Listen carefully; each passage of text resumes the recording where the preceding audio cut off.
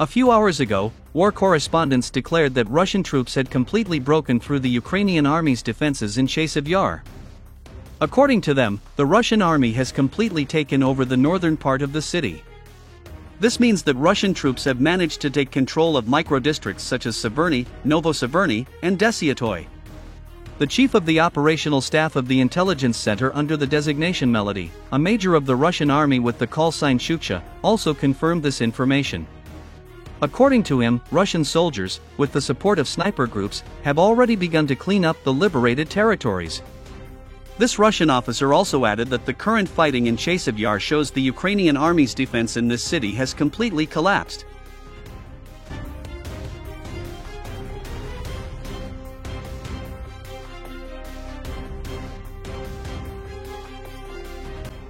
Well-known military journalist Yuri Podolyaka also commented on the successes of the Russian troops in Chasiv Yar. In particular, he stated that Russian troops are advancing in Chasiv Yar every day. This became possible after the Russian High Military Command transferred a battle-hardened volunteer brigade under the designation Hispaniola to Chasiv Yar. In general, Russian and even Ukrainian war correspondents admit that the Ukrainian grouping in Chasiv Yar has completely lost control over the northern and central parts of the city.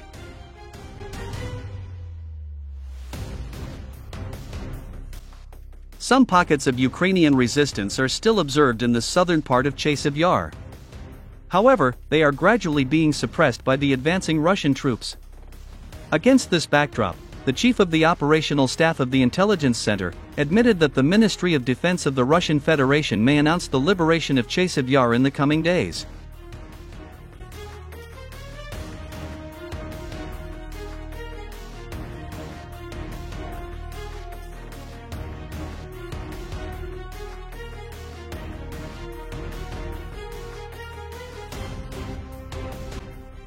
The Russian army is also continuing its rapid offensive in the Pokrovsk direction of the front. So, a few minutes ago, the Ministry of Defense of the Russian Federation officially confirmed the liberation of the settlement of Novoyelazavetovka. South of this settlement, Ukrainian army units were also forced to flee from Novoandriivka. Simultaneously with this, the Russian army continues to approach the city of Pokrovsk from three directions at once, from the south, southwest, and southeast. According to war correspondents, Russia has significantly increased the use of combat aviation in this direction of the front.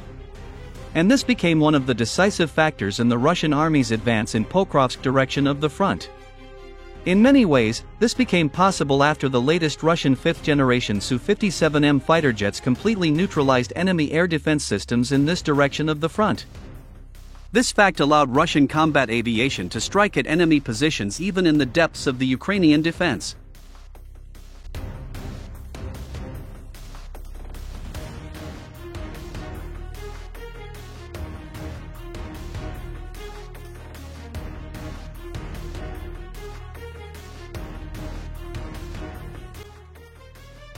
It seems that the Ukrainian High Military Command began to get nervous.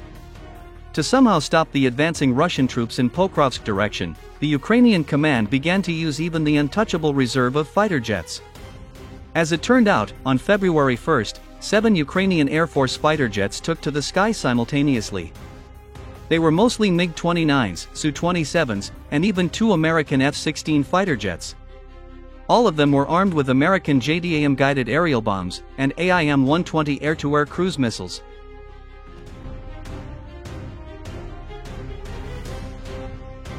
Immediately after that, all Russian air defense systems on the Crimean Peninsula and near the Kerch Bridge were put on full alert. However, the Ukrainian MiG-29, Su-27, and F-16 did not fire a single missile towards Crimea and the Kerch Bridge. As it turned out, these warplanes headed towards Pokrovsk, through the Dnipropetrovsk region. The main targets of these fighter jets were Russian positions south and southwest of Pokrovsk.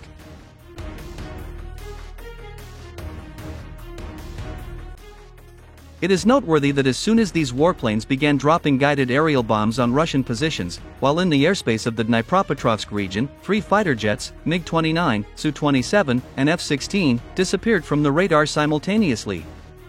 At the same time, the other 4 fighter jets hurriedly left the area.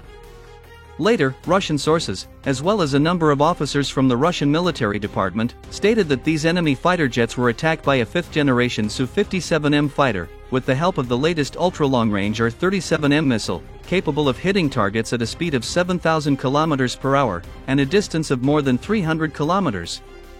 It is worth noting that the Ukrainian Telegram channels also confirmed the loss of 3 Ukrainian Air Force fighter jets. According to them, only 4 fighters returned to the airbase that day, while the other 3 disappeared from radar in the airspace of the Dnipropetrovsk region. Moreover, a number of reputable Russian military experts, citing their own sources in the Russian military department, also stated that on February 1, U.S. Air Force officers were at the helm of the F-16 fighter jets. Thus, it can be stated that during the attack on the Russian positions in Pokrovsk direction of the front, the Ukrainian army and NATO forces lost not only a MiG-29, Su-27, and F-16, but also an experienced U.S. Air Force officer. Most likely, shortly, in order to conceal the presence of American pilots in Ukraine, the Western media will again report on some kind of car accident, a plane or helicopter crash, in which U.S. Army soldiers and officers allegedly died.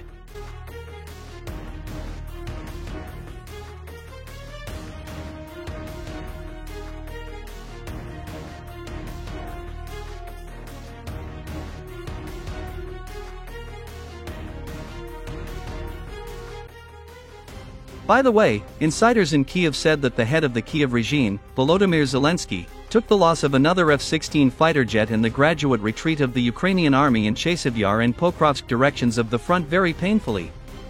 According to them, this illegitimate president of Ukraine locked himself in his office and ordered his entourage not to inform him about the bad news from Donbass.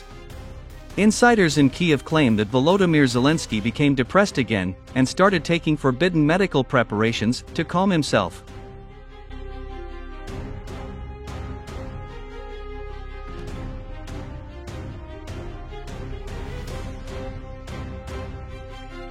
Well, my dear truth seekers, the fact is that this dead man walking understands perfectly well that the days of Pokrovsk and Chasiv Yar are numbered. Volodymyr Zelensky understands perfectly well that after the liberation of these cities by the Russian troops, a domino effect will start, which will lead to the flight of the Ukrainian army not only from the Donetsk People's Republic, but also from the Kharkiv region.